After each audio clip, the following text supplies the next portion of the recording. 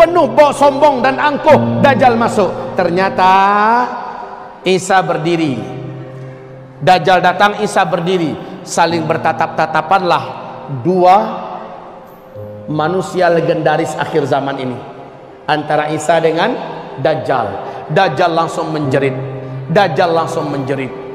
Melihat Isa menjerit, kata Rasulullah, meleleh tubuhnya.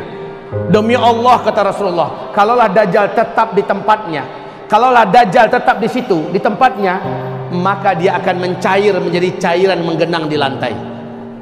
Tapi Dajjal langsung lari. Dengan kekuatannya yang diberikan oleh Allah, Dajjal lari ke ufuk timur. Allah takdirkan Isa di atas kemampuan Dajjal punya kemampuan. Isa sudah menunggu di situ. Mau kemana, boy? Lari ke ufuk barat, sudah ditunggu oleh Nabi Isa. Terakhir Dajjal lari ke Palestina, tepat di pintu Lut, kata Rasulullah. Isa menanti di situ dengan tombak khusus, dihantamkan tombak itu ke tubuh Dajjal, tembus. Dajjal menjerit sakaratul maut, mampus tuh makhluk. Darah yang membasahi tombak datang kembali dari Palestina dengan kecepatan yang Allah takdirkan, bergabung dengan Al-Mahdi dan orang-orang beriman. Isa kasih tunjuk, Dajjal sudah terbunuh. Allahu Akbar, Allahu Akbar. Orang-orang beriman berteriak. Nah, orang-orang Yahudi yang di belakang Dajjal tadi sombong-sombong, hilang semangat perangnya, ciut nyalinya. Langsung pedang-pedang mereka, tombak-tombak mereka buang. Mereka lari terkentut-kentut, lari bersembunyi menyelamatkan nyawa masing-masing. Saat itu, kata Rasulullah, Allah takdirkan alam yang ada berbicara. Ya Muslim, hadza Yahudiyun warai, ta'ala faqtulhu. Hai Muslim, sini ada Yahudi di belakang saya sembunyi, tangkap, bunuh dia. Kata tembok ketika Yahudi bersembunyi di balik tembok. Kata lobang ketika Yahudi bersembunyi dalam lobang. Kata pohon ketika Yahudi bersembunyi di balik pohon. Illal gharqad, kecuali pohon gharqad. Innaha syajarul Yahud, sesungguhnya gharqad itu adalah pohonnya Yahudi, bangsa Yahudi.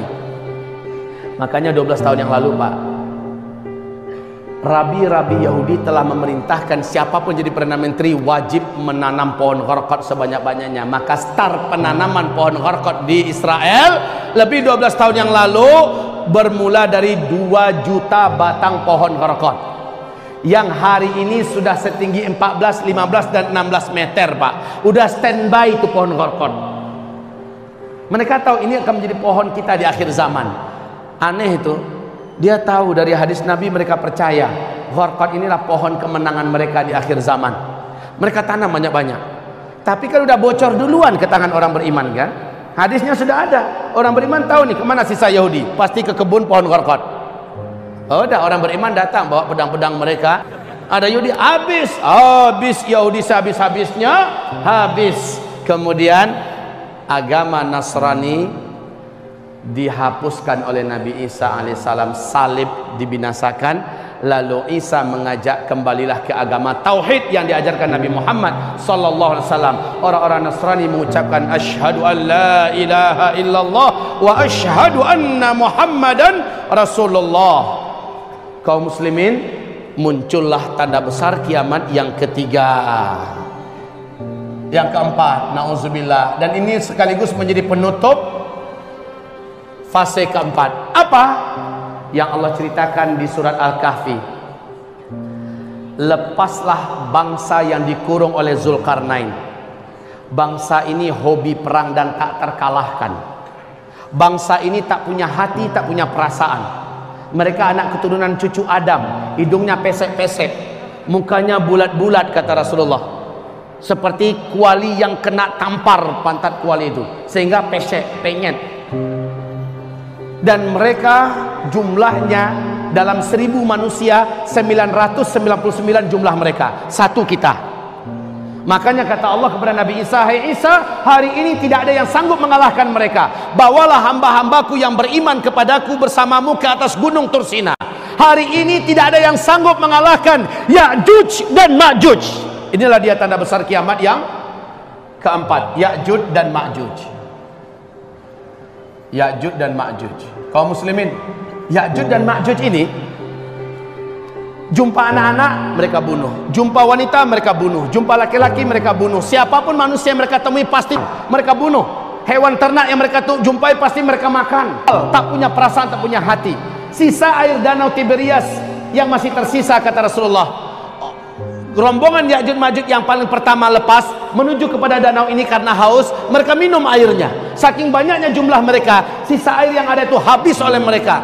Rombongan yang belakang menyusul. Loh, kok udah kering? Padahal kawan-kawannya di depan yang ngabisin. Kaum muslimin, permukaan bumi kata Rasulullah tertutupi oleh banyaknya jumlah mereka. La haula wala quwata illa billah. Saya nggak tahu sampai atau tidak ke Indonesia, wallahu a'lam. Yang pasti kata Rasulullah, Jazirah Arab, Khurasan, Syam akan tertutupi oleh banyaknya jumlah Ya'juj dan Ma'juj. Memang luar biasa kaum muslimin. Isa singkatnya lari ke atas gunung Tursina. Orang-orang beriman ikut dengannya. Sejauh mata memandang, Ya'juj Ma'juj semuanya, kemana saja mata memandang, kayak semut menutupi bumi Pak, banyaknya. Dan mereka masing-masing membawa senjata. La haula wala quwata illa billah. Lalu Nabi Isa angkat tangan. Ya Allah, tidak ada yang sanggup menghadapi Ya'juj dan Ma'juj ini kecuali hanyalah Engkau. Habisilah mereka dengan caramu ya Rabbal Alamin. Lalu Allah matikan mereka serentak.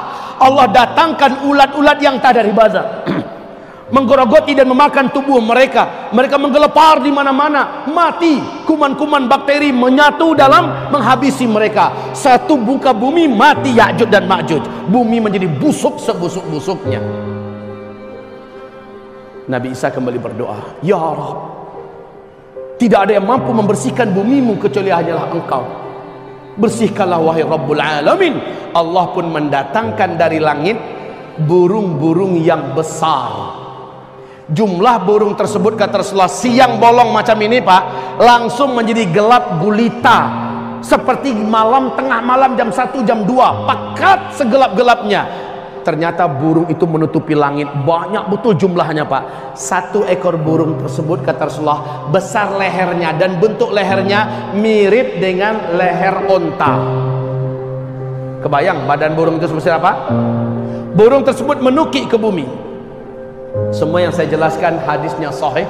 Bapak dapatkan di kitab ini. Hadis riwayat siapa, nomor berapa, di kitab apa, supaya jangan ada yang mengatakan ini takhayul ya, ini dongeng ya. Saya menyampaikan semuanya berdasarkan kepada